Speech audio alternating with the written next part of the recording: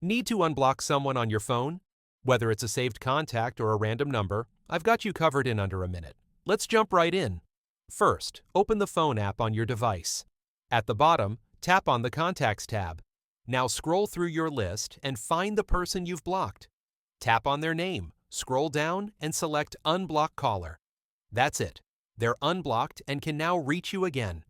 Keep in mind, this method only works if the contact is already saved in your phone. To unblock an unknown or unsaved number, do this. Open the Settings app on your phone. Scroll all the way down and tap on Apps. Find and tap on the Phone app. Here, scroll down and select Blocked Contacts. You'll see a list of all blocked numbers and email addresses. Now tap Edit in the top right corner. Hit the minus sign next to the number you want to unblock, then tap Unblock. Done. They're no longer blocked. And that's how you unblock any contact or number in just a few taps. If this helped you out, give it a thumbs up, and don't forget to subscribe for more quick tech tips.